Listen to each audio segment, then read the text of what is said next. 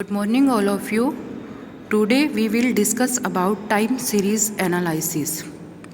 When set of data are collected on the basis of the time is called as time series.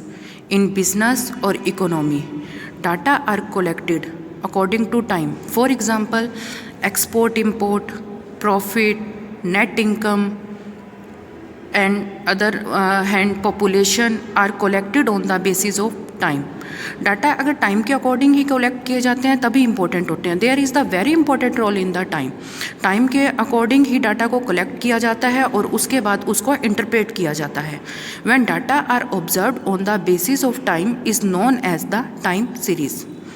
अगर हम बात करते हैं time value of money की, time value of money भी अगर आज का 1 ईयर की फर्स्ट ईयर की अगर हम बात करते हैं, आज 1 रुपये की वैल्यू 1 है, but on the second year 1 रुपये की वैल्यू 0.909 रह जाती है. इसलिए टाइम का बहुत इंपॉर्टेंट रोल है और टाइम के अकॉर्डिंग ही हम डिसाइड करते हैं कि कौन सी सिचुएशन के अकॉर्डिंग. फॉर एग्जाम्पल अगर हम टाइम की बात करते हैं, for example upward, downward, recession, depression, ये सारा चलता रहता है.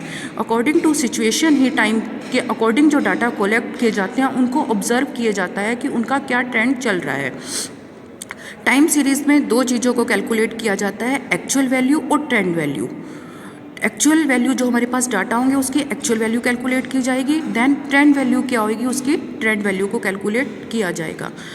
कोई भी ईयर के अकॉर्डिंग डाटा दिए जाएंगे. 2000 आगे तुम चैप्टर करोगे, 2000 से 2010 की अगर हम बात करते हैं हमारे पास एक्चुअल डाटा गिवन होंगे और उसके बाद उन्हीं एक्चुअल डाटा के अकॉर्डिंग हम ट्रेंड वैल्यू कैलकुलेट करेंगे. तो टाइम सीरीज एनालिसिस में क्या किया जाता है, data are collected on the base of time and calculate the trend according to the time.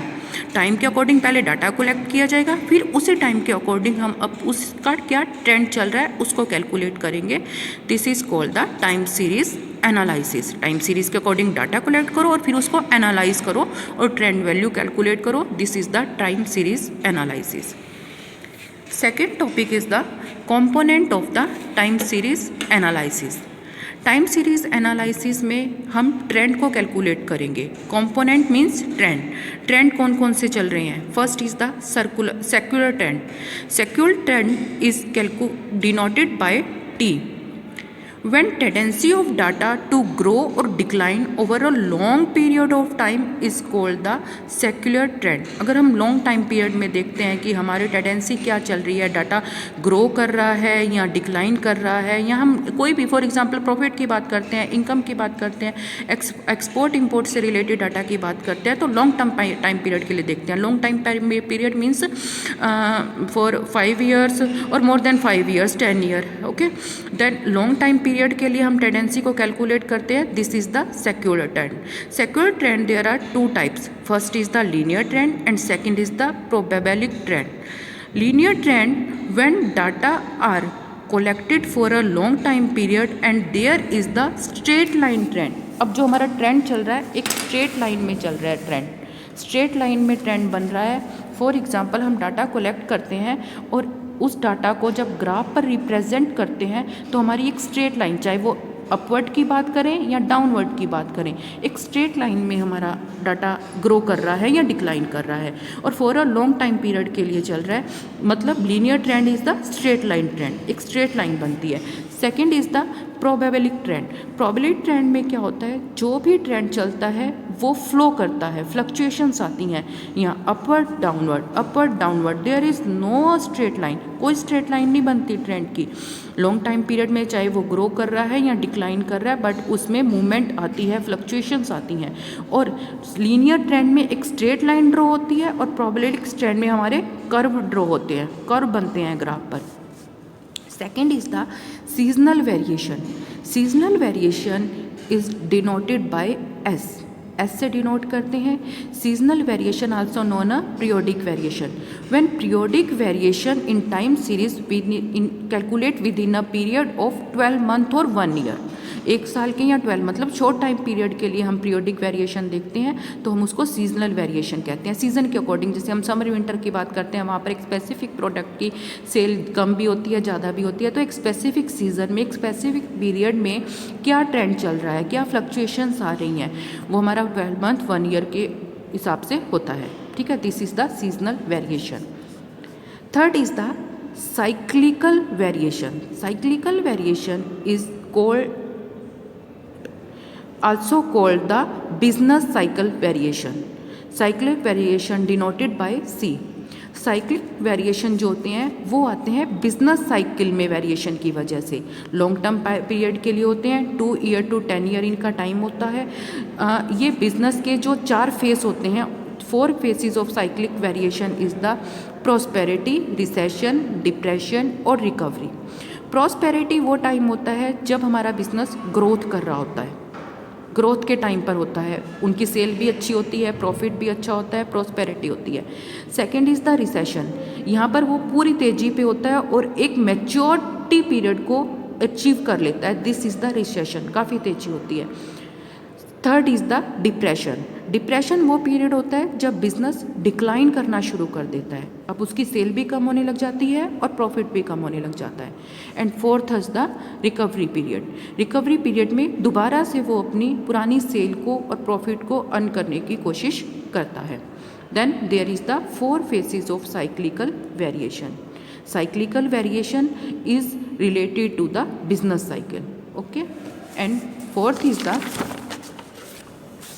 irregular variation due to accidental cause by nature or by other reason, okay कोई भी other reason हो सकता है, accidentally war की condition है, earthquake है, natural भी हो सकता है, फ्लड आ जाता है, इंडस्ट्रियल स्ट्राइक होती है, किसी भी रीज़न की वजह से वेरिएशन आते हैं जो पहले नहीं आने थे बट किसी टाइम कोई एक स्पेसिफिक टाइम पर शॉर्ट टाइम पीरियड के लिए होता है। First of all randomly fluctuations आती हैं, ये प्री प्लान नहीं होता, रैंडमली होता है। रैंडमली फ्लक्चुएशंस आ गई, उसकी वजह से वेरिएशन आई है, this is called the irregular variation.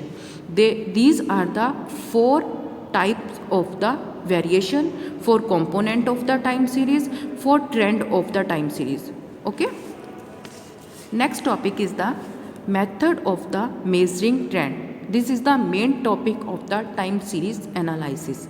Method of the measuring trend. हम ट्रेंड की बात कर रहे हैं, ट्रेंड हमने क्या अभी स्टडी भी किया कि कौन कौन से ट्रेंड हो सकते हैं, हमारे सेकुलर हो सकते हैं, इरेगुलर हो सकते हैं, सीजनल हो सकते हैं।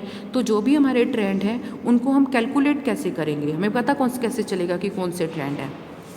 There is the first method of the measuring trend. First is the free hand curve method. Free hand curve method में क्या होता है, एक स्मूथ कर्व बनता है, फ्रीली एक कर्व बनाया जाता है, ठीक है। हमारे पास डाटा गिवन होते हैं, उस डाटा के अकॉर्डिंग हम अपनी एक्चुअल लाइन ग्राफ पर ड्रॉ करते हैं। जो भी डाटा कलेक्ट होते हैं उसके अकॉर्डिंग एक्चुअल लाइन ड्रॉ करते हैं और उसके बाद एक पॉइंट से फ्री हैंड हम एक कर्व को ड्रॉ करते हैं और ये देखते हैं कि जो हमारे एक्चुअल डाटा है उनके मिड से वो पास होता जाए। जैसे for example a smooth curve is drawn which passes through the mid point of the fluctuation of time series. Time series के जो फ्लक्चुएशंस होते हैं, है ना, फ्लक्चुएशन के बीच से हम एक मिड पॉइंट को क्रॉस करते हुए एक फ्रीली हैंड कर्व ड्रॉ करते हैं, एक लाइन ड्रॉ करते हैं, उसी को हम ट्रेंड लाइन बोलते हैं। अब जितने भी मेथड है ना उसमें हम ट्रेंड लाइन को कैलकुलेट करेंगे या ट्रेंड वैल्यू को कैलकुलेट करेंगे। फॉर एग्जाम्पल यहाँ पर एक एग्जाम्पल है, ईयर दे रखे हैं 2001 से 2010 तक, 1 2 3 4 5 6 7 8 9 10 और हर ईयर की प्रोडक्शन दी हुई है। 2001 में प्रोडक्शन है 150 यूनिट्स, 2 में 155, 3 में 165 एंड सो ऑन, ओके। 2010 में 180। अब हम इसको ग्राफ पर डिनोट करेंगे। सबसे पहले हमारा ग्राफ जो होता है इसमें 2 एक्सिस होते हैं, एक होता है वाई एक्सिस और एक होता है एक्स एक्सिस। वाई एक्सिस में हम अपनी प्रोडक्शन को डिनोट करेंगे, ओके, प्रोडक्शन हो गई, और एक्स एक्सिस पे हमारे ईयर आ जाएंगे सारे, ठीक है। एक्स एक्सिस की बात करते हैं, सबसे पहले 2001 2 3 4 10, ठीक है, 10 तक हमने सारे ईयर यहाँ डिनोट कर दिए हैं। सेकंड है वाई एक्सिस, ओके, यहाँ पर हमारा 0 पॉइंट होता है, यहाँ पर हम क्रॉस लाइन कर देते हैं। इससे क्या होता है कि जो डिस्टेंस है 0 से 150 उसको हम यहाँ पर डिनोट कर सकते हैं, ठीक है। अब प्रोडक्शन की बात करते हैं, प्रोडक्शन के लिए हमने डाटा लिख दिए।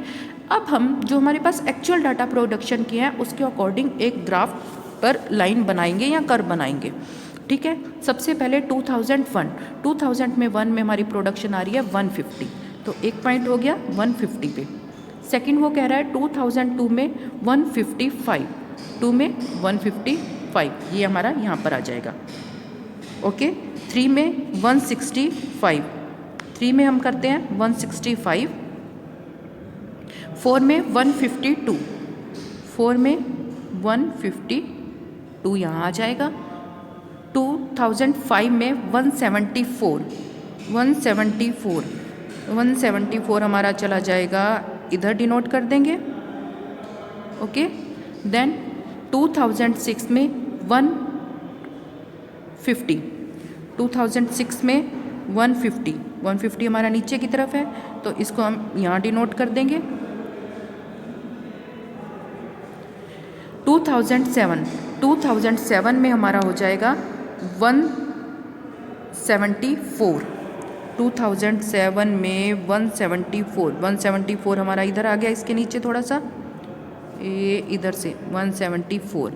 2008 में 175, 2008 में हमारा 175 आ जाएगा। 2009 में 160, 2009 में 160 हो गया। एंड 2010 में हमारा हो जाएगा 180, 2010 में हमारा हो गया 180।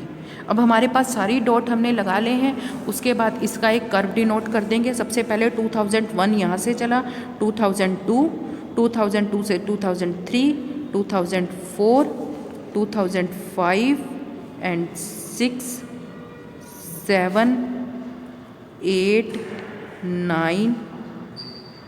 9 हमारा इधर आ गया, सॉरी 9 ही हो गया, और इधर से हमारा हो गया 10।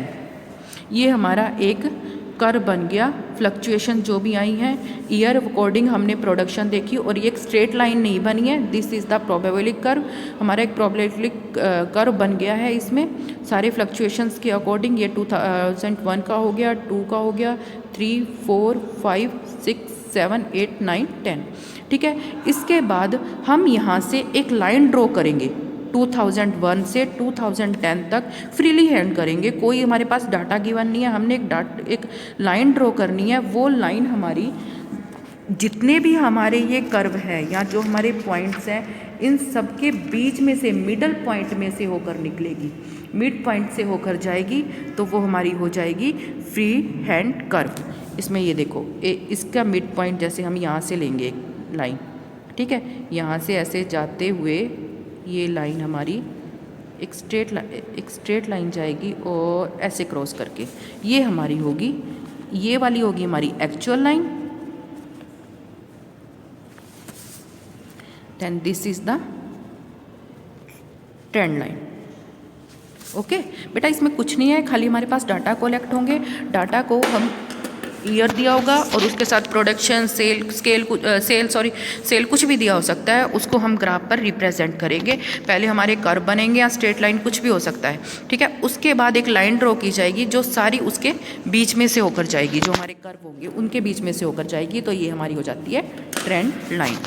Okay, this is the first method of the measuring trend. Now second method of trend analysis. Second method is the semi-average method. semi-average method में जो भी डाटा हमारे पास कलेक्टेड होते हैं, हम उसको 2 पार्ट्स में, इसके स्टेप बाय स्टेप मैं आपको बताऊंगी। फर्स्ट स्टेप में क्या किया जाता है, divided into 2 equal part. Data हमारे पास होंगे सेम, जो मैंने तुम्हें लास्ट एग्जांपल करवाया उसके अकॉर्डिंग हमारे पास एक सीरीज़ होगी, उस सीरीज़ को हम 2 इक्वल पार्ट में डिवाइड कर देंगे। अब दोनों जो इक्वल पार्ट किए हैं, हम दोनों में अर्थमेटिक मीन कैलकुलेट किया जाएगा। उस अर्थमेटिक मीन को हम ग्राफ पेपर पर प्लॉटेड करेंगे और फिर उनको ज्वाइंट करके एक स्ट्रेट लाइन बनाएंगे। वही स्ट्रेट लाइन हमारी ट्रेंड लाइन होगी। जैसे हमने लास्ट एग्जांपल में पहले एक्चुअल वैल्यू को ग्राफ पेपर पर दिखाया और बाद में एक स्ट्रेट लाइन बनाई जो उन सारों को मिड पॉइंट से कट करती हुई जा रही है, वो हमारी ट्रेंड लाइन है।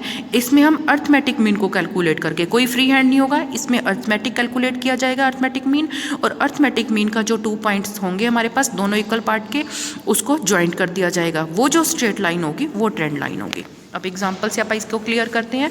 एग्जाम्पल गिवन है हमारे पास, ईयर दिए हुए हैं 2000 से लेकर 2001, 2, 3, 4, 5, 6, 7। ओके, 8 ईयर गिवन है हमारे पास, 8 ईयर की हमारे पास सेल गिवन है 412 से लेकर 500 तक। अब इसको क्या करेंगे, सबसे पहले हम अपनी सीरीज़ को 2 इक्वल पार्ट्स में डिवाइड करेंगे।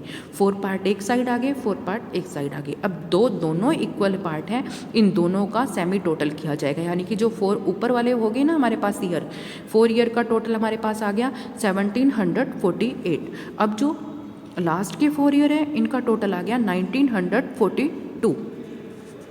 इसका एवरेज निकाला जाएगा। 400 का है 1748 को 4 से डिवाइड कर देंगे, 437 हमारे पास फर्स्ट मीन आ जाएगा। सेकंड अर्थमेटिक मीन के लिए 1942 को 4 से करेंगे डिवाइड, तो 485.5 आ जाएगा। Okay, then middle year. अब हम मिडल ईयर कैलकुलेट करेंगे, क्योंकि जो हमने ये अर्थमेटिक मीन कैलकुलेट किया है ना, अर्थमेटिक 1 और 2, ये हमने इसका एवरेज कैलकुलेट किया है। इसी तरह जो हमारे पास ये 4 ईयर है, इसमें भी हम इसका मिडल देख लेंगे, एवरेज, है ना। 2000, 2001, 2, 3, 4, इसका मिडल बनेगा ये वाला पार्ट 2001.5, और इसी तरह से इसका हो जाएगा 2005.5। ठीक है, अब इसकी ग्राफिकल, ये तुम्हारे पास आ गया अर्थमेटिक मीन दोनों का अलग अलग, और मिडल ईयर आगे, है ना। अब हम इसकी ग्राफिकल रिप्रेजेंटेशन करेंगे। फर्स्ट है 2000 ईयर। 2000 सेम वही है ग्राफ का स्ट्रक्चर, नीचे हमारा एक्स एक्सिस है, ऊपर वाई एक्सिस है, यहाँ हमारे ईयर शो कर दिए हमने। ठीक है, टाइम आ गया हमारा, ईयर आगे, और इस साइड हमारे पास हमारी सेल आ गई। ठीक है, फर्स्ट है 2000 में हमारी सेल है 412, तो 2000 में बेटा, सॉरी यहाँ पर 2000 है, 2000 में हमारी 412 सेल होगी, इधर हम डिनोट कर देंगे।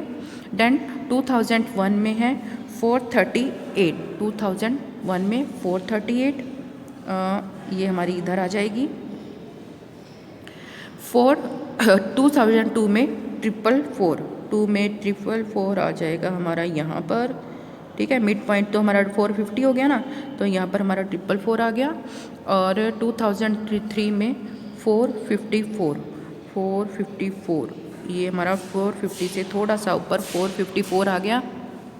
देन 2004 में 470 इधर मिड में आ गया इसके। 5 में 482 आ गया हमारा इधर। एंड 6 में 490 इधर हो गया। और 7 में 500 इसके बिल्कुल सामने आते हुए इधर आ गया। 490 थोड़ा सा नीचे कर देते हैं, 490। अब इसका एक कर्व बनेगा हमारा,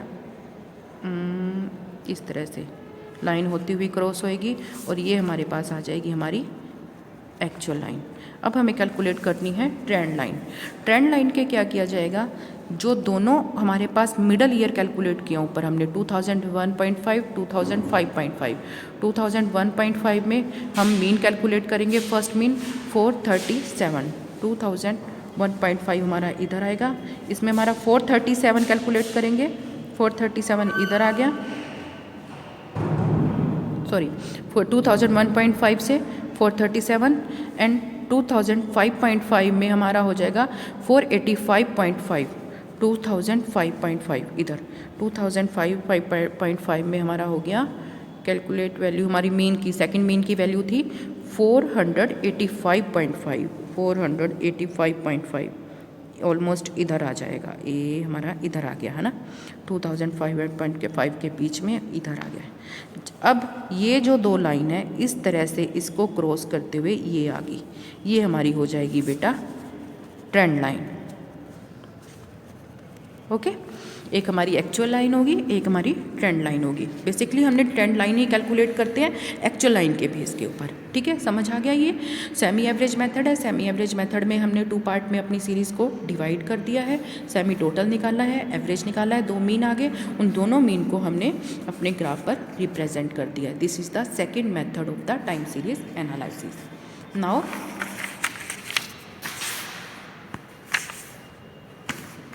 third method of the time series analysis. Third method is the moving average method. Moving average method is the third method of time series analysis. Moving average में मूविंग ईयर कैलकुलेट किए जाते हैं, moving year लिए जाते हैं कि किस year में अब हमारी मूवमेंट है, लॉन्ग टाइम पीरियड की बात करते हैं, टाइम सेम नहीं रहता है ना। अगर हम बिजनेस में या इकोनॉमिक कंडीशन में बात करते हैं, अप एंड डाउन चलते रहते हैं। तो सबसे पहले हमने देखना है कि मूवमेंट कितने ईयर के बाद हो सकती है, 3 ईयर के बाद होगी, 5 के बाद होगी, 7 होगी। ऑलमोस्ट तो हमें क्वेश्चन में दिया होता है, बट हम एक समझने के पॉइंट ऑफ व्यू से करें तो हमारा 3 ईयर को मानकर 3 ईयर्स को मान के चलें या 5 को मान के चलते हैं, अभी इतने ईयर के बाद हमारा जो ट्रेंड है वो चेंज हो जाएगा। तो मूवमेंट कब हो रही है, मूविंग कब हो रहा है, उसमें हम पहले सबसे पहले डिसाइड करेंगे अपने year.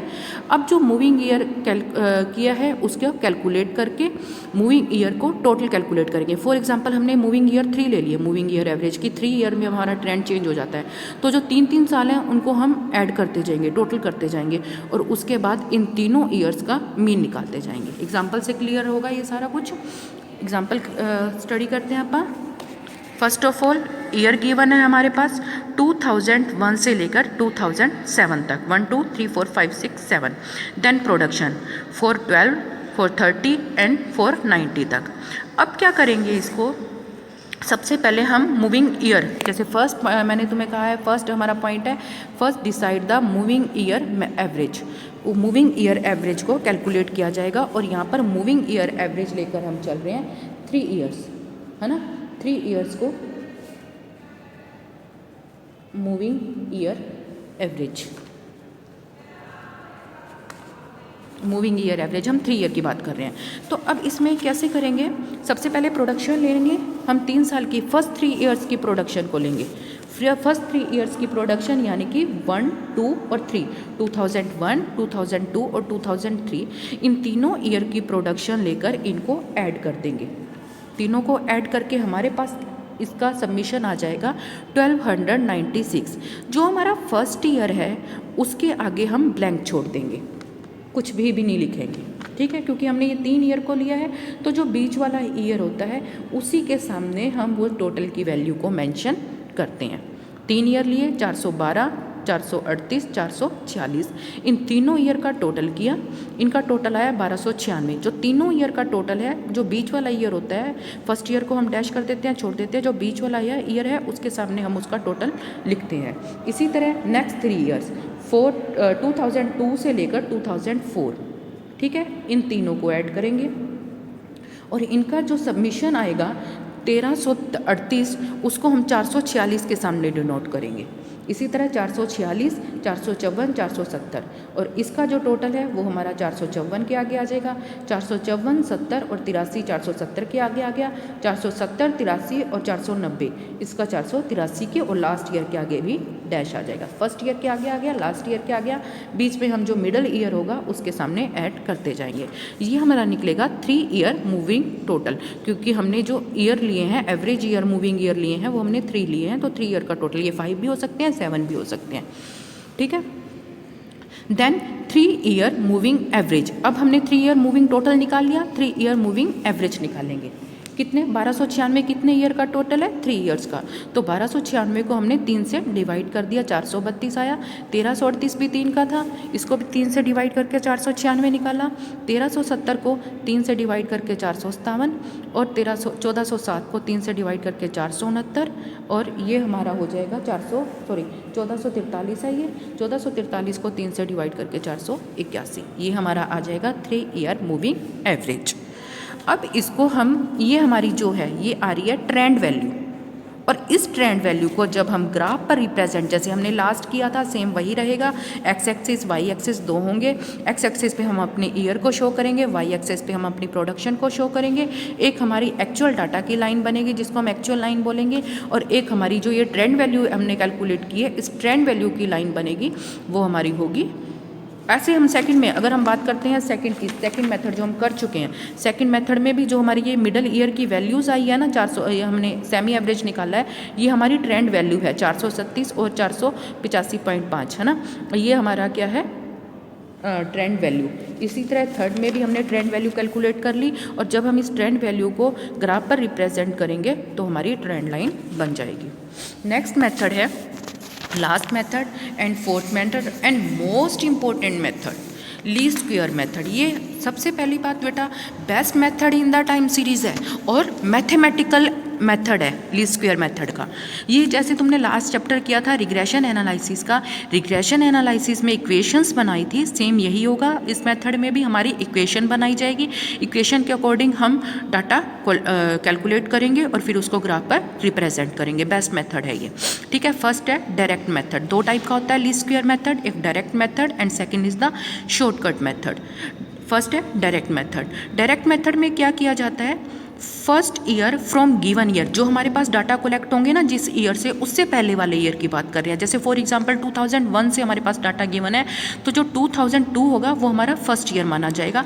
First year from given year is taken as the origin और जीरो, उसको यहाँ तो हम जीरो से डिनोट करेंगे और वो हमारा ओरिजन होगा, ठीक है। और फिर एक्स सीरीज जो कैलकुलेट करेंगे उस ओरिजन वाले ईयर से या जीरो ईयर से जो डेविएशन होंगे आगे के ईयर के, वो हमारी एक्स सीरीज होगी, ठीक है। टू इक्वेशंस बनेंगी हमारी, जो हमारी रिग्रेशन में थी सेम वही इक्वेशन चलेगी, y is equal to A plus में बी एक्स, ठीक है। इसका सबमिशन कर दो, sigma y is equal to N A plus B sigma X. ये अपन ने कैसे किया है, जो फर्स्ट इक्वेशन रिग्रेशन में वैसे अपन ये कर चुके हैं topic, y is equal to A plus में बी एक्स हमारे पास इक्वेशन गिवन है। सबसे पहले हम इसको n से मल्टीप्लाई कर देंगे फर्स्ट इक्वेशन के लिए। जब हम n से मल्टीप्लाई करेंगे तो सिग्मा y हो जाएगा, इधर एन ए हो गया प्लस b सिग्मा x। अब हम इस पूरी जो फर्स्ट इक्वेशन है इसको x से मल्टीप्लाई करेंगे तो हमारे पास इक्वेशन सेकंड इक्वेशन आ जाएगी, sigma X Y is equal to A sigma x प्लस b सिग्मा एक्स स्क्वायर, ठीक है। दोनों इक्वेशन से हम a और b की वैल्यू फाइंड आउट कर लेंगे। अब हम एग्जाम्पल लेते हैं, एक ईयर गिवन है हमारे पास 2002 से लेकर 2007 तक, देन प्रोडक्शन गिवन है सारे ईयर्स की। अब सबसे पहले हम एक्स सीरीज़ को कैलकुलेट करेंगे। एक्स सीरीज़ के लिए वही हमारा फर्स्ट पॉइंट आ जाएगा, जो हमारा फर्स्ट ईयर है यहाँ पर 2002, इससे पहले वाला जो ईयर होगा 2001 उसको हम ओरिजिन ईयर लेंगे और जीरो से डिनोट करेंगे। अब जो 2001 ईयर है हमारा ओरिजिन ईयर है और उसकी x की वैल्यू जीरो है, उससे डेविएशन निकालेंगे। 2001 से 2002 का डेविएशन हो जाएगा 1, 2001 से 3 का 2, 1 से 4 का 3 और 1 से 5 का डेविएशन 4, 1 से 6 का डेविएशन 5 और 1 से 7 का डेविएशन 6। ये हमारी एक्स सीरीज होगी। सबमिशन कर लो इसका। सेकेंडली एक्स वाई कैलकुलेट कर लोगे, एक्स और वाई को मल्टीप्लाई करके, प्रोडक्शन को वाई से डिनोट कर रखा है, एक्स और वाई को मल्टीप्लाई करके देन एक्स स्क्वायर को कैलकुलेट कर लोगे और सिग्मा एक्स स्क्वायर कर लोगे, ठीक है। इतना तुम रिग्रेशन में पढ़ चुके हो, कैलकुलेशन कर सकते हो। खाली तुम्हें इसमें क्या ध्यान रखना है कि वाई तुम्हारे पास गिवन है, तुम्हें एक्स निकालना है। एक्स हमारा डेविएशन होगा जो गिवन ईयर है उससे फर्स्ट ईयर से, ठीक है। उसके बाद जो दो इक्वेशन बनी है हमारी, फर्स्ट इक्वेशन और सेकंड इक्वेशन, हम इसमें वैल्यू पुट करेंगे। सबमिशन y हमारे पास आ जाएगा यहाँ से, एन हमारे पास कितने ईयर हो गए, ये 1 2 3 4 5 6, n 6 आ जाएगा, a plus b sigma x हमारे पास ये आ गया, सिग्मा एक्स वाई यहाँ से हो गया, a सिग्मा x प्लस b सिग्मा एक्स स्क्वायर, ठीक है। वैल्यू पुट कर लोगे, वैल्यू पुट करके बेटा a और b की वैल्यू हमारे पास आ जाएगी। अब क्या करना है, अब हमें ट्रेंड वैल्यू कैलकुलेट करनी है। हर क्वेश्चन में हमें ट्रेंड वैल्यू, चाहे कोई भी मेथड हम यूज़ कर रहे हैं उसमें हमें ट्रेंड वैल्यू कैलकुलेट करनी है। अब यहाँ पर ट्रेंड वैल्यू कैलकुलेट करने के लिए फॉर एग्जांपल हमने 2002 की करनी है, तो सेम इक्वेशंस लिखो। इस इक्वेशन में जो हमारी ए और बी की वैल्यू आएगी वो पुट कर दो और एक्स की वैल्यू हमारे यहाँ से फर्स्ट 2002 में 1 आ गई तो वाई की वैल्यू कैलकुलेट हो जाएगी। इसी तरह 2003 में ए और बी की हमारे पास कैलकुलेट यहाँ से सोल्व कर लेंगे हम, एक्स की 2 होगी, 3 4 5 6, ए और बी की सेम रहेगी हर इक्वेशन में, ओनली एक्स की वैल्यू चेंज होगी जिससे वाई की ट्रेंड वैल्यू हमारे पास आ जाएगी, ठीक है। और इसको हम ग्राफ पर रिप्रेजेंट कर देंगे सेम वही सिचुएशन में, पहले एक्चुअल लाइन दिखाएंगे और फिर trend line. Next is the shortcut method, least square method का शॉर्टकट मेथड और लीस्ट स्क्वायर मेथड का जो डायरेक्ट मेथड है उसमें डिफरेंस क्या है। डायरेक्ट मेथड में हमने जो ओरिजिनल ईयर लिया था वो जो गिवन ईयर था हमारे पास, फर्स्ट गिवन ईयर था उससे पहले वाला लिया था, और इसमें क्या करेंगे मिडल ईयर को ओरिजिन ईयर लेंगे। सेकेंडली ए और बी को कैलकुलेट करने के लिए इक्वेशंस की जरूरत नहीं है, बल्कि ए और बी के लिए एक सिंपल फॉर्मूला दे रखा है, submission of Y divide by N, और बी के लिए submission of X Y divide by submission of X square, okay. And then example देखो बेटा, एग्जाम्पल है ईयर 2005 से 2009 के ईयर गिवन है, सेल को y से डिनोट किया हुआ है, y की वैल्यू गिवन है। अब आएगी x की बारी, जो डायरेक्ट मेथड से चेंज है, हमने डेविएशन निकालने हैं। अब डेविएशन कहाँ से निकालेंगे? मिडल ईयर से। 2005, 6, 7, 8, 9, यहाँ पर हमारा मिडल ईयर कौन सा बन रहा है? हमारा 2007। ठीक है, तो जो डेविएशन कैलकुलेट करेंगे वो हम करेंगे 2007 से। 2007 माइनस 2005 -2 आ गया, 6 से -1 आ गया, 0, 1, 2। Submission of x is equal to 0। X Y को कैलकुलेट कर लोगे, x की वैल्यू गिवन है, y की वैल्यू गिवन है, दोनों को मल्टीप्लाई करो, x² आ गया। अब यहाँ से हमने इस क्वेश्चन में a की वैल्यू निकाली, submission of y divide by n, submission of y 300 और डिवाइड बाय n, n से इसको डिवाइड कर दिया, हमारे पास 60 आ गया। 5 है, 1 2 3 4 5, 5 है ना n, तो 300 को 5 से डिवाइड करोगे 60 आ जाएगा।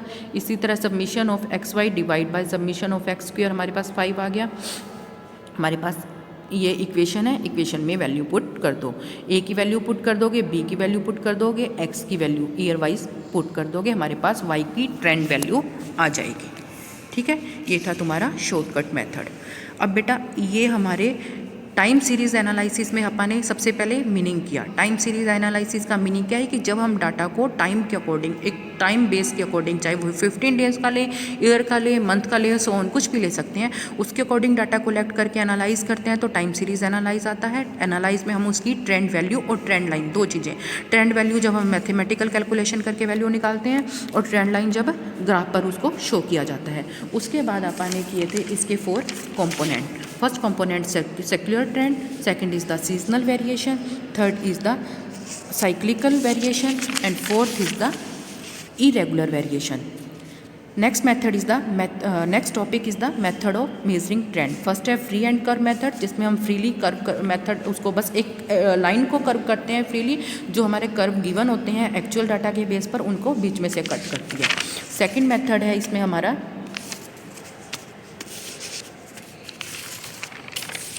सेकंड है हमारा सेमी एवरेज मेथड। सीरीज़ को 2 पार्ट में डिवाइड कर दिया और दोनों में टोटल सेमी टोटल करके एवरेज करके और फिर उसको हमने ग्राफ पर रिप्रेजेंट कर दिया। उसके बाद है हमारा third method. Third method is the moving average method. Moving average method में मूवमेंट देख ली, कितने ईयर में मूवमेंट हो रही है, उसके अकॉर्डिंग एवरेज निकाल लिया, ठीक है, और ग्राफ पे रिप्रेजेंट कर देंगे। And fourth method is the least square method. Most important method है ये। फर्स्ट है डायरेक्ट मेथड और सेकेंड है इसमें हमारा shortcut method. Now the time of the question. There is some multiple choice question for you. First question is the time series based on. First option is place, second is time, third is all of the above or both, fourth is none of the above. Second question is how many component of time series? 2, 6, 5 or 4. Third is irregular variation based on short term, middle term, long term and none. Fourth is the how many method of time series? 2, 4, 5 and 6. Fifth question is the which method is common in both regression and time series? Freehand curve, moving average, least square method, semi average method. This is your multiple choice question. That's all. Thank you.